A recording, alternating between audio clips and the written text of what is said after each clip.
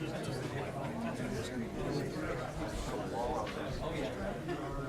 let's call the meeting back to order.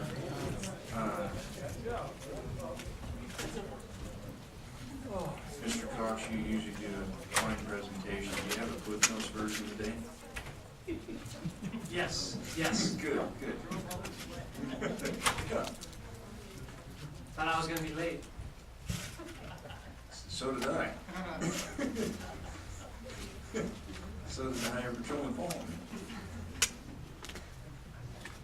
All right, so you ready for my agenda? Yes, we're on agenda item 9, biannual big game release plan for fiscal year 2014 and 15. Mike Cox, thank you. Thank you, Chairman.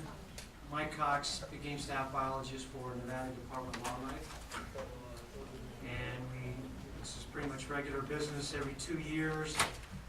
We are recommending big game releases throughout the state for our primarily bighorn sheep and pronghorn. And to get your approval, definitely want to get into a little bit of the weeds. Shouldn't take too long on a few of them. Just to give you a real quick summary.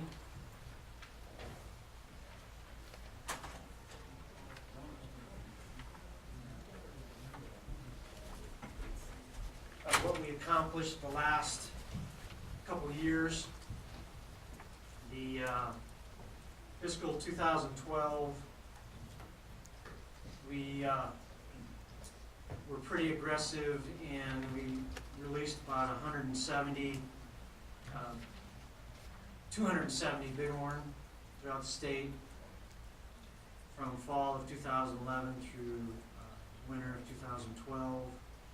And then last year, 2012 and early 2013, we released about 170. And I could go over any particular release if you have a question on how it's doing. But I'd rather just get into our release plan for the current fiscal biennium. If you do have a question, this would be the time for any of those past releases the last 2 years. The question I have is, you just spoke of a big number of bighorn sheep that we relocated. And how sustainable is that? And we're using our releases as much as a safety valve for some of our populations that are hitting a critical point. And we keep putting more sheep out there and they keep growing. And I'm probably going to be lynched by one of my former NGOs I sat on the board on, but how long can we continue to try to stay ahead of a growing population by using trap and transplant when we know that they're density dependent and we're bumping our heads against the wall after a while? Yeah, we are in the mode of not sustaining it. Probably really the last 5 years, the writing on the wall is we are starting to run out of viable places. We've always had, ever since I've been here, we've had a release valve opportunities, herds that are mountain ranges that we feel have not reached their carrying capacity and could have more animals, but we are approaching carrying capacity in many of our herds. So I definitely would like to have a larger block of time, maybe at the next commission meeting, to give you a really more in-depth explanation of where we're at with herds and the risks associated with each herd, pathogens that exist in some of our herds, some of the herds not being good candidates for source stock. Though we do have the state of Utah that still, I think, has the opportunity to receive more sheep. And just to remind everyone, we commission approved 100 bighorn, desert bighorn, to go to the state of Utah. 2 years ago, we've given them 50, last year, and we have 50 more to do, which will probably accommodate that number this fall. And I know that they'll probably come back again asking to get some more, but it's really the only state that is looking to get more desert bighorn. So, yes, our options are becoming limited, and we do have to look at other management options. What And about- moving sheep. What about Texas? At one time, we were really criticized for trading sheep for turkeys, which didn't happen, but for giving Texas and bighorn sheep. I would rather use an outlet valve of another state than explore other options. Texas is self-sustaining. They in fact moved almost 120 sheep 2 years ago. And every time I see my counterparts in Texas, and every time they happen to run into a new director, they tell them these great stories about how thankful they are of us, and how if it wasn't for us, they wouldn't have all the sheep they have, and they've done a great job, and they're not looking back, and they don't need our help, and so California is a potential. They do have some opportunity. They just got to get some background work done and some issues dealt with. But there's just really that Utah's it in terms of western states looking for desert bighorn. So How's our, when we had the bighorn sheep management plan, we had a matrix that listed our limiting factors, and the ones were easy. Are we working down through that matrix, and are we getting water developments, and are we looking for clearance from BLM and other places so we can, are we looking for more safety valves internally also? we have been whittling away at that matrix, which really was identifying water limitations, land use planning limitations, and disease risk. Those are the primary limiting factors that made that matrix up. Each herd had a score of the variability and the level of intensity of those risks. But there's some fronts that we've made some successes on, and there's other fronts that we haven't. But like I said, I'd love to get more time, maybe at the next commission meeting to go over that. And I'll just tell you right now, I also will be recommending NEC changes for U-hunts this fall. So that's why I'm asking that we have a little forum to discuss where we're at, why we're up against the wall, options that we've looked at, and kind of soul searched, and and it's a good problem to have. It's a good problem to have so much success that now we're really having to look hard at ourselves and to slow down and be more responsible.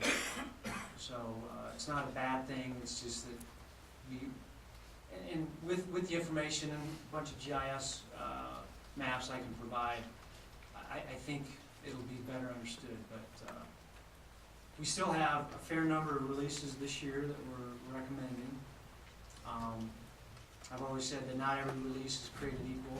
Some of them are going to be, I think, really successful, and others could be more of that release valve type opportunity.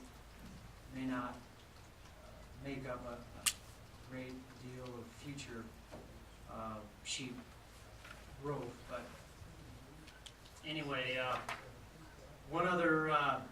couple other things.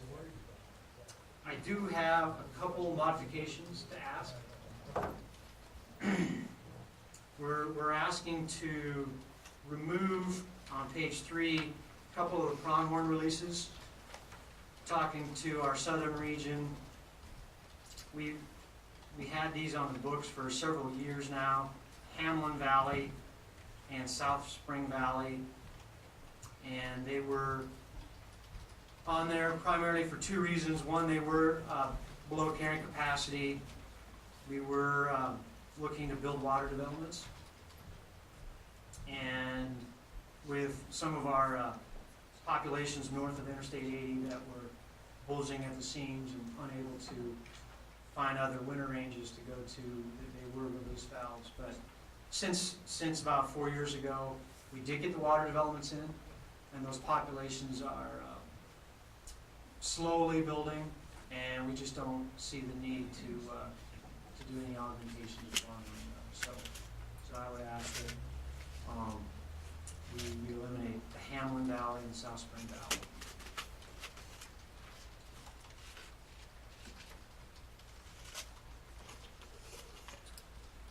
Along those lines, just similar to reminding you that in the past the commission has approved other entities to receive bighorn or pronghorn. Yakima Nation was approved to get 100 pronghorn from us. We have not, that was 2 years ago, we have not been able to accommodate that due to lack of winter conditions and a few other minor issues, so that one's still out there. And then just some minor language change. So if I may, let me just quickly go through each release summary. Starting on page 4, the Candelaria Hills. It'd say it is considered an augmentation. Sits on the Mineral Esmeralda County line, and it is one of the places that had bubbled up in the matrix, and we sorted that out. And we built the water developments that we feel are necessary, and so we're excited to transplant some sheep in there this fall. So that should be a good addition to that area's adjacent bighorn herds that we continue to see grow with limited risk. The Excelsior Mountains. We have done several releases over the last couple of years in there in the Defender Guzzler site. This is to the north of that, in an area what's called Marietta, and our biologists down there, we've got the opportunity to put some more in there that the sheep haven't found that area over the last decade, so we're hoping to generate a poor herd into that Marietta area. The Sonoma Range is one that we're not ready yet for, and I put a statement that probably most people probably gloss over. It's on page 3. Kind of gives our philosophy of the goal and purpose of the release plan. And so and it stems from the management plan. It's been my philosophy that, and we've had releases that we haven't quite they're not shovel ready or gate ready to kick the animals out or ready to capture them and move them. Past few years, the East Range, the Go Shoot Range, we were still working on issues, and this is no different. We brought this forward to you, and probably the limiting factor right now that we haven't addressed is separation. Good separation from domestic sheep, known domestic sheep, public allotments. So I told our field biologists that we can continue to work on this, make sure that our land management plans are in place, but we still have the need to sit down with the permittee. We actually met with the permittee last year about the East Range, which was in the neighborhood, and like the East Range, we needed to get a better understanding of the permittee's operation, season of use, and so it was good to meet with him and another permittee last year. We're going to be doing that again this September, October. and along with the BLM. So chances are we probably won't be doing this one this fall, and until we can get greater separation from that current active domestic sheep allotment, this won't happen. And we've had that in the past. Like I said, the East Range, the Go Shoot Range was a very complex release that we've identified in the past. It was approved by the commission, but we just couldn't get the actions to occur both by permittee and by the land management agency to have us as comfortable as we could be in having adequate separation from domestic sheep. So one of the things that I've found, even though we don't have some of these completely ready, it gives, I think, our regions and our field biologists a little bit of a push in the rear to be a little bit more assertive about it and to dig into the issues a little deeper. Whereas if he would have never brought it up, he may never work and try to deal with the risks and try to eliminate the limiting factors. So just to kind of give you a little bit of background of not every one of these has been ready to go. And many of them, we've had water developments we wanted to build, but we just felt that it was important to get it out there and let people get a sense of what we're thinking about, but we still have work to do. The Delamar Mountains, it's a lightning rod in the wild sheep arena in terms of whether we should continue to put sheep in there or not. And I wouldn't have this one up here. I pretty much told our biologists that we were done putting sheep in the Delamars, but we had some good lively discussions earlier this year with our biologists. Delamars are so huge. There's an area on the extreme northeast side of the Delamars that has a lot of natural waters.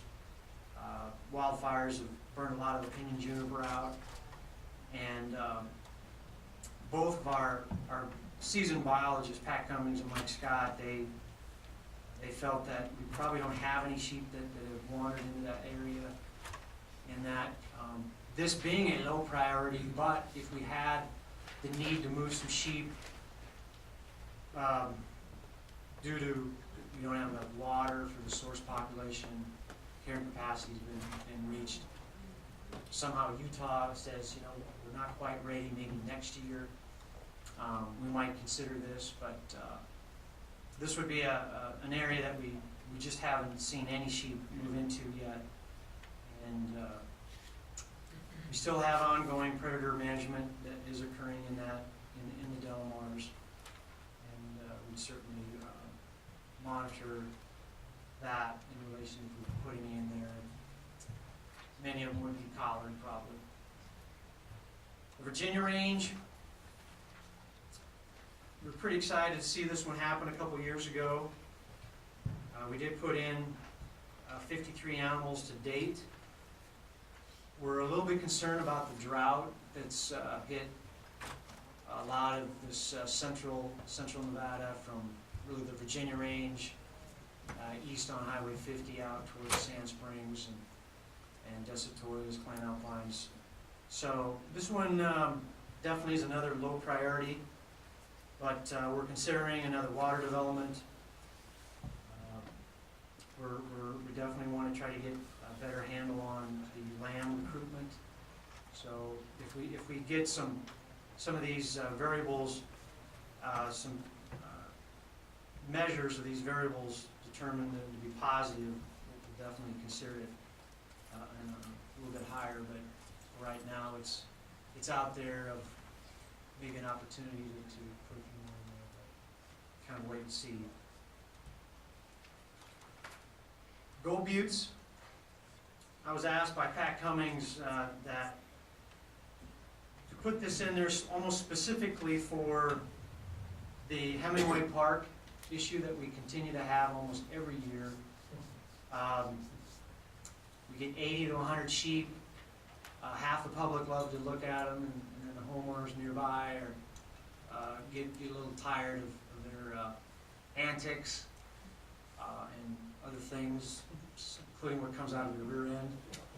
So the Gold Buttes is a really nice release valve. It's nearby, and we've been trying to selectively remove animals through darting of the animals, and that we know they're there. So this is one that we maybe use just for that situation. And then we've got some California bighorn sheep releases. Coleman Canyon, west of the Sheldon. We've got a population that was established by Oregon Department of Fish and Wildlife, ODF&W. They've spilled over into Nevada. We've assessed the habitat there. We really feel that they're under carrying capacity of the overall area. Just built water development this summer in there, so we're looking to augment that small herd that was established from dispersal from Oregon. Hayes Canyon is an augmentation from the release that we did last year, or just this past year, into the Hayes Canyon range up against the California border. And still feel that there's a huge amount of habitat that we could augment. This was more getting a core herd established in the northern end of Hayes Canyon. Cherry Mountain,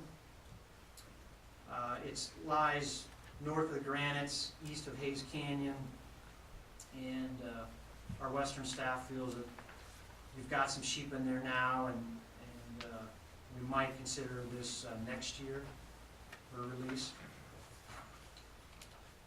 And then we've got a couple augmentations in the Santa Rosas. One is on the north end, 3 Mile Creek, and the other one is in the Calico Mountains, Capitol Peak area.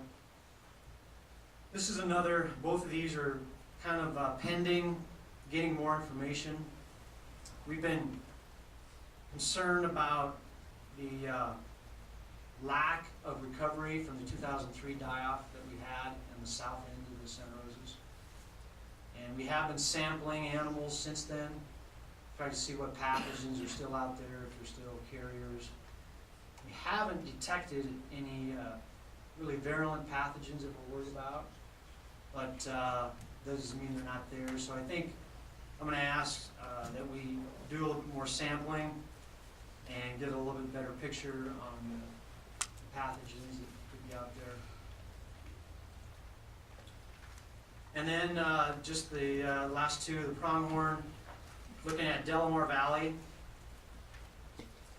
and potentially the northern Antelope Valley / Ferber Hills in extreme eastern Elko County.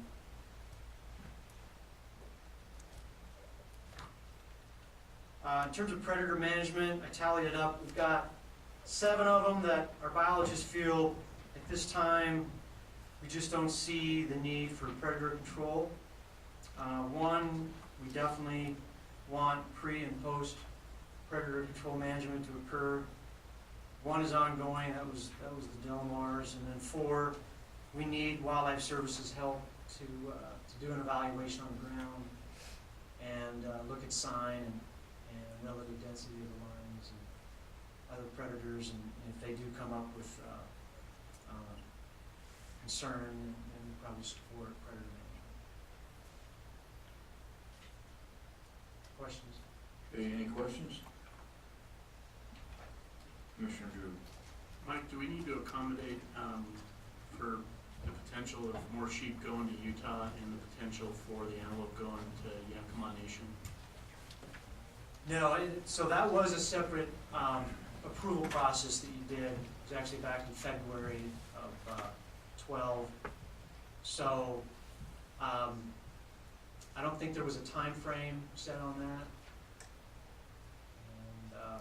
And this release plan has always been our in-state release opportunities. Any other questions? Seeing none, I'll take it out to public comment. Do we have public comment on the big game release plan? Seeing none, I'll bring it back to the commission. I'm sorry. You gotta raise your hand quick, I'm trying to get through this. I want to go on to Humboldt Cabin real quickly. I've already pretty much touched on it, but I don't know if I can show my face without saying it. Okay, you already pretty much touched on the Sonoma release, but I don't know if I can show my face back home without saying I said it. So, everybody's real concerned about the release, the historic level of sheep on the Isle Sheep Ranch, you know, in the 20,000 range. So, we've had some discussion with our biologists, and I think pathogens is the term. You know, can a wild sheep contract the pneumonia without nose to nose contact can be left in the water source or on the ground. And so I believe that is a case that can happen. So just to reiterate the concern from RCAB about potential contamination to domestic sheep is something I was bringing up. So thank you. Thank you. Any other public comment? Seeing none, I'll bring it back to Commissioner Drew. Yeah, just along those lines, I have the same concern, and I don't want to be presumptive and say that we're going to approve this. I trust Mike and staff to do what needs to be done, but I don't want him to go into a meeting with a permittee and him say, well, the commission already approved this. So my thought is maybe put a stipulation on that, if that work is contingent upon that work being complete and an agreement being reached or something like that. Just so it's clear and it doesn't obstruct the discussions and because that's going to have to be a pretty collaborative process to get that done. I want to encourage staff to do that, but I also want to make sure that we're not, that we're cognizant of the issue and keeping that.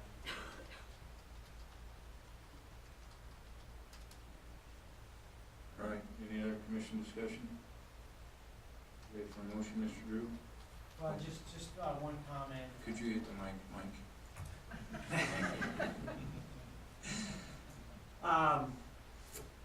That sometimes we have to prod ourselves, even myself, to reach out to others.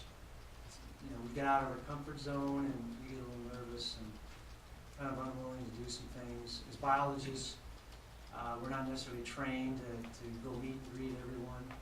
We love to be in the field, and that's where we do our best work. But I really do feel this release plan, with some of these that aren't quite worked out, can help us push us into these negotiations and building bridges and being more communicative with the livestock industry, in particular the wool growers. So I hope that we can continue to spend more time speaking with them and working on our differences.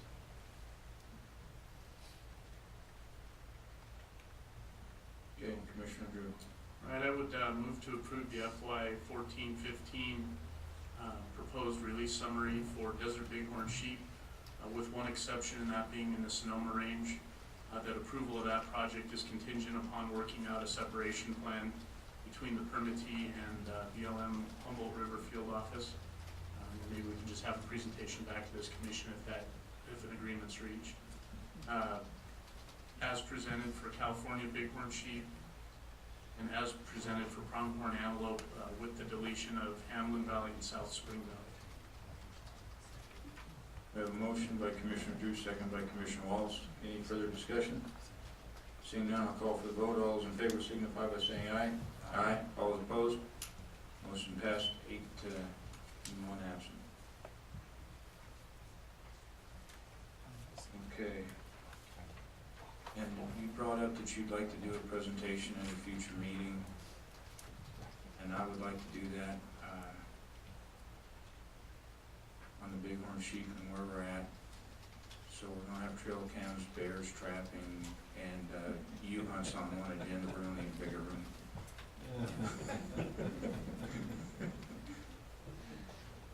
Should be fun. Yeah.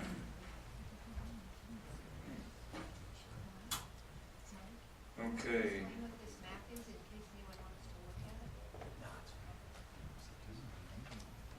That's the end of agenda item number 9. We've already done agenda item number 10. So we're moving on to agenda item number 11, bear awareness management.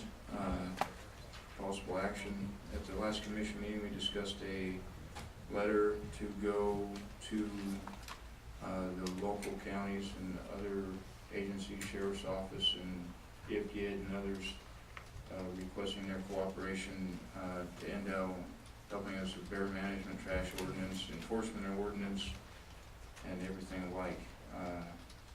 Since that meeting, I know that there's been some movement that direction. Washoe County has said they're going to put it on a future agenda to discuss. We have a commitment on that, so that was a positive move. We've had some very positive press by Jeff DeLong in the Reno Gazette-Journal, highlighting the problems is not as much a bear issue as it is a human-caused issue causing our bears to be an issue. So we're going the right direction. I just think that since we're going the right direction, we need to continue going the right direction. And I don't think there's a sportsman, No Bear Hunt Nevada, the Incline Bear Group, whoever it is, I don't think there's anybody opposed to where we're trying to get to. Maybe a couple residents in Incline. But besides them, I think all parties in this room are in agreement that we need to do something and go forward. So I've asked Commissioner McNitch to help us on this, and I know he's drafted a letter, and I'm going to turn it over to him at this point. Thank you, Mr. Chairman. Like Jack stated there, right after our commission meeting shortly after our meeting in Ely, Commissioner Burkbigler committed, in Washoe County, committed to getting an agenda item put on one of their meetings. And initially, I believe that was intended for July, and they've extended that out, and I believe it's 13th of August now. Okay, so it is on the agenda, and I know that staff with Washoe County has talked to several folks at NDOW, and I've actually had an opportunity to talk to Washoe County staff. They've actually reached out to the health district since they have some authorities over solid waste management, and they're putting together some information, an information packet for the county commission. So things are basically in a real infant stage, but the good news is that I think that especially from Commissioner Burkbigler and certainly from county staff, there's definitely an understanding and a recognition that something needs to happen, that some things need to be discussed, and I think that that staff, Washoe County staff, is recommending to the county commission that they support efforts to move forward and look into these issues. So it's very preliminary, very basic, but it brings an awareness to the county commission, and it opens the door for those discussions. And I know Tony has had more in-depth discussion with the actually he's not even, is he interim still? Assistant county manager. Okay, with John Slaughter, is that who you talked to, or Burkage? Burkage. All right. He's our acting county manager right now, and Tony might be able to share a few thoughts with from that. But what I've done is I went ahead and I appreciate the input that I've had to help draft this letter, and I did. Sorry I didn't get it done earlier. You guys have a copy of it, and I have some more suggested revisions, especially for the last paragraph. I'll be glad to read that here in a second. Just encouraging and reinforcing the movement forward and the discussions. And Tony, did you have anything you wanted to add real quick? Not necessarily. It was a really positive exchange. I know that we've spoke with the county in the past. However, I believe there's been at least some personnel change, but they seem very interested, very sympathetic, and expressed a strong desire to work with all the affected and interested parties to implement some solutions, work towards some solutions. So it was really encouraging. We continue to have dialogue with them and their staff, and we will be in attendance of that August 13th meeting, and probably have multiple people there prepared to present and answer questions. So there's, we had talked about how to frame up a letter, and I don't think it's necessary to get too excited about the sheriff's office. They're kind of a separate entity. I mean, even though they're part of the county structure, they do have an elected official up there, and I think it's safe to say that NDOW has pretty open dialogue with them right now regarding their issues, and So I don't think that we have to do a whole lot to get them in the room to talk. They're already, they're living the same dream that we are. And I think that, it's not gonna take much prodding and get them in the room. I don't know that there's a lot more that I need to throw out there for now. There are some opportunities, just give a quick update. There are some opportunities that I'm looking into. I have it's kind of an odd situation. Working for the health district, my counterpart in the solid waste program in my division oversees a solid waste fund.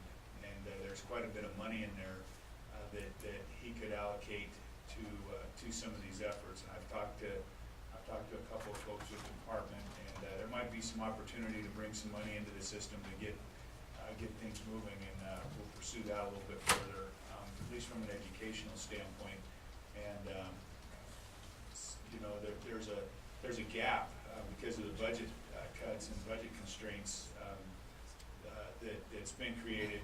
We don't have anybody for the department on the ground up at Incline, so and I think that there's a general recognition that that's kind of resulted in some of the problems that we're experiencing with the lack of education and lack of presence. So maybe we can fill that gap here sooner than later and turn the tide on that a little bit. At least have some presence. So unless anybody has any questions, there were some copies, Katie? They're on the table. if On the anybody table? wants to Okay. Should I just read it? You do have some revisions, I see you have a bunch of notes on there, so with that, say if you could read in, if you can read in your revisions. Okay. Do you want me to read the whole thing, or just the revision? Just the revisions. Okay. So, on the back table, there's a copy of the letter, and there's basically 3 paragraphs. The third paragraph is where I propose some changes, and the third paragraph would basically read, the Nevada Board of Wildlife Commissioners is committed to a coordinated, sustained effort to address human-bear conflicts and looks forward to a productive and open dialogue, specifically as it pertains to educational outreach and the adoption of strictly enforced ordinances and or regulations mandating bear-resistant containers. Without the removal and proper management of these human-caused food sources, along with a strong education program, will significantly reduce the incidence of human-bear conflicts and allow us to balance public safety with the promotion of a healthy, sustainable black bear population. So that was my proposal for some modifications in the last paragraph. Great. Any commission comment? I sent a text message to Director Wasley, I think Commissioner Drew, and I think Mike Smith. I sent him a text message of a picture last week that one of my employees brought me and says, "Isn't this cool?" And it was taken that day. It was the day that it rained, one of the days it rained last week. I wasn't in Northern Nevada, so I couldn't tell you what day it was. But it had obviously rained at Lake Tahoe, and so it was taken that day. And it was a bear coming out of a green dumpster. And his friend that was visiting Tahoe from Reno had taken that photograph and sent it out on Facebook saying, "Look how cool this is." And my employee brought it to me and said, "Did you see this?" And I looked at it and go, "That bear's a dead bear because he's going to continue to get in trouble. That is not cool." But until we can get signage on these dumpsters and educate the public, in the picture that I saw, there was no signage, there was nothing. And that bear had free access to that dumpster. I think it's a signage, it's a public education issue. I don't think it's just a bear-proof container. We need to do more in education, and it's just not educating the residents of Incline, Glenbrook, and those areas. It's having information up there for the week-long users. They're missing the whole point of what we're trying to do up there, and when I get emails or pictures of "Isn't this cool?" and I'm going, boy, if there's anything that's not cool, it's that right now, and the public doesn't understand that, so we're missing the boat big time. Going the right direction with ordinance will help us, but I think where we're missing the most is with education, and I think we all need to work together and get some signage, start doing some different things, because we're failing right now. So, with that being said, I think our letter's a good start. Any other commissioner group? Yeah, just a question for maybe Commissioner McNinch. One would be, do you envision sending this to Carson, Douglas, and Washoe counties? And then secondly, I don't know if you had planned on attending the August 13th meeting, or maybe we could formalize that a little better, and maybe have you present our letter and answer any questions on behalf of the commission and designate you for that. I think that would be good. And it would be my intent too to offer the Bear Committee, we're gonna, now that the dust has settled a little bit and it's starting to get kicked up a little bit, we're gonna, now's a good time to get the committee meeting again, and we can offer that up as a forum to help with some of these processes if, in some fashion, and so we'll let things pan out a little bit with the Washoe County Commission meeting, see what happens, and see if we can introduce ourselves to the Board of Supervisors in Carson City and the Douglas County Commission, and, as well as IFGID, and at least start at that level. If we can get these elected folks on board, then at least we can walk out and introduce ourselves to the public in a, hey, I think we've got some common ground here kind of a way, and maybe we can draw some similarities and some commonalities that we can work. Ready, any other commission discussion? Seeing none, we'll take it out to public comment. On that.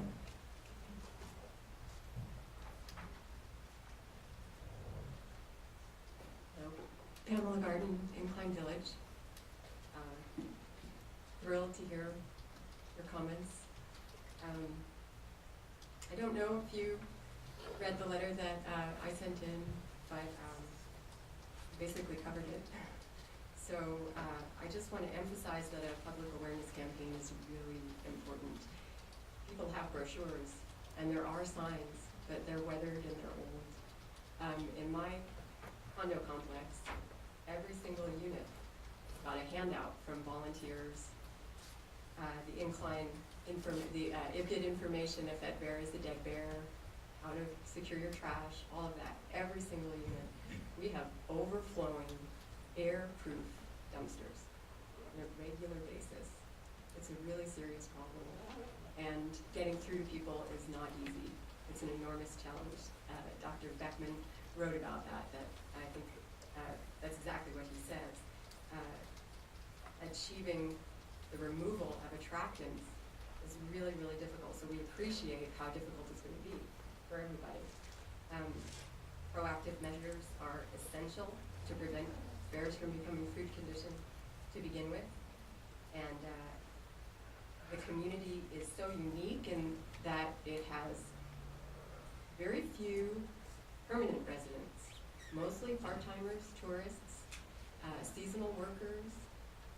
It's a very mixed, and the group is in flux all the time, so there are challenges cut out for everybody in getting a clear message across. So we just want to thank the commission and the department for taking leadership roles in initiating a dialogue. We hope a sustained dialogue will ensue. There's going to have to be, something long-term. It's not going to get solved with a few conversations, obviously. So thanks very much for your efforts. We appreciate it very much. Thank you. Thank you.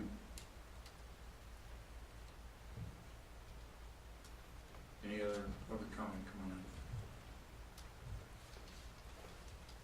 on. Carolyn Stark, Incline Village. First, I want to say thank you, and thank you to the department. You guys get it, and I appreciate it.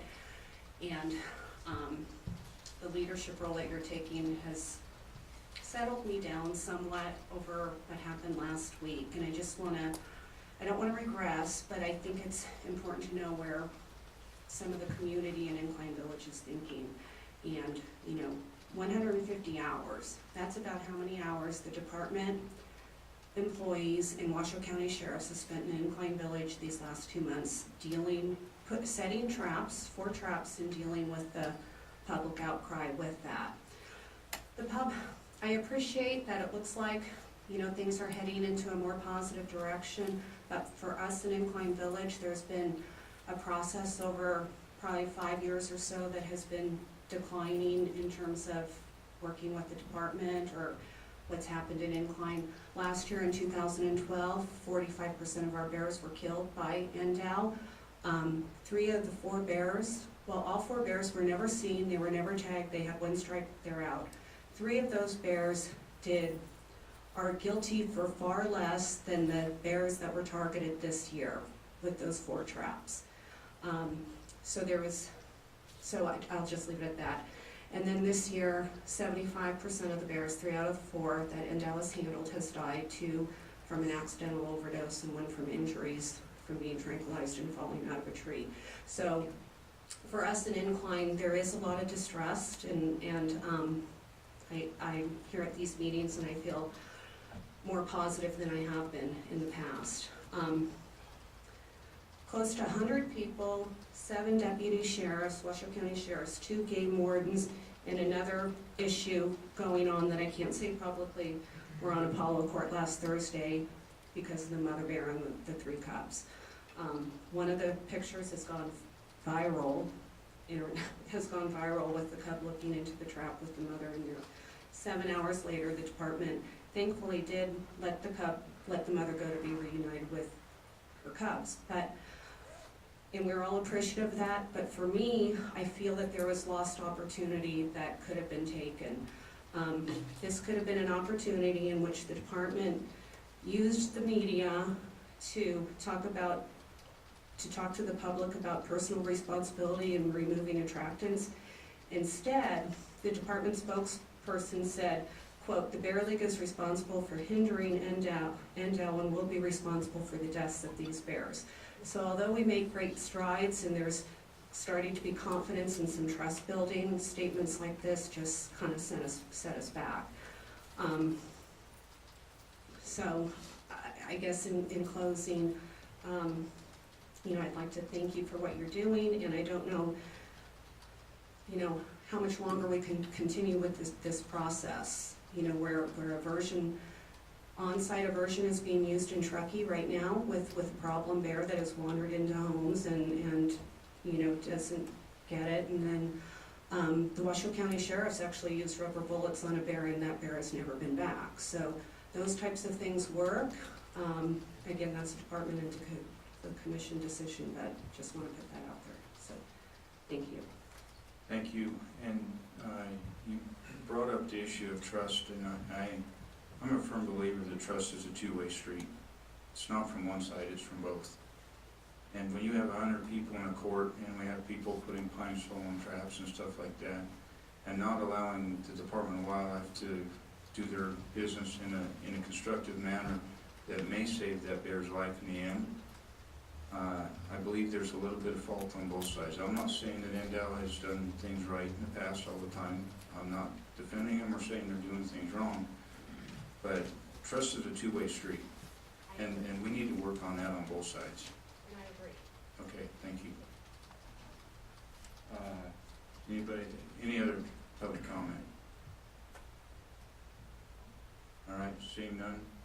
Any commission comment on this, on the letter? Okay, do we have a motion with possible action? Commissioner Drew? Yeah, I move to approve the letter as read in the record by Commissioner McNinch with the handout that was provided, and also designate him to present the letter to Washoe County Commission on August 13th at their regularly scheduled meeting.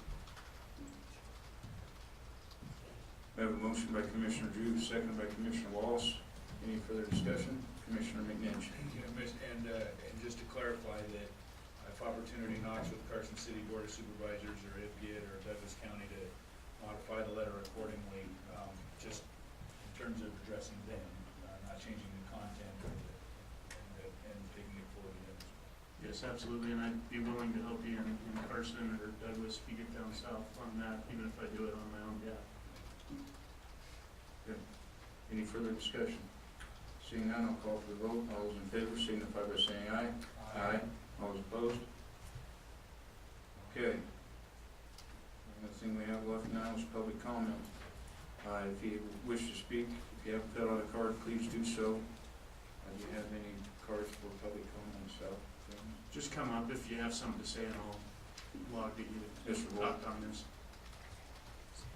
For the record, Fred Volz, 2 areas to finally comment on today. First, the commission chair was contacted 2 days after the June commission meeting regarding his omission of a general public appointment to the trapping committee.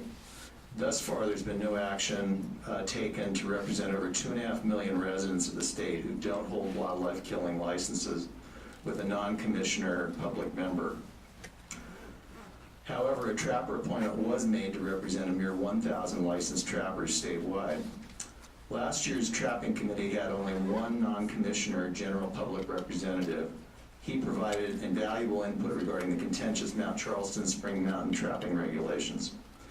Given the upcoming implementation of the letter and spirit of SB 213, a non-commissioner general public representative is essential.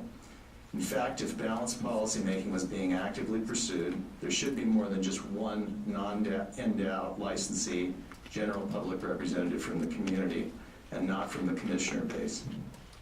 Committee funding can be found by deleting an extra deputy director and the legislative analyst, which Conservation and Natural Resources doesn't have, despite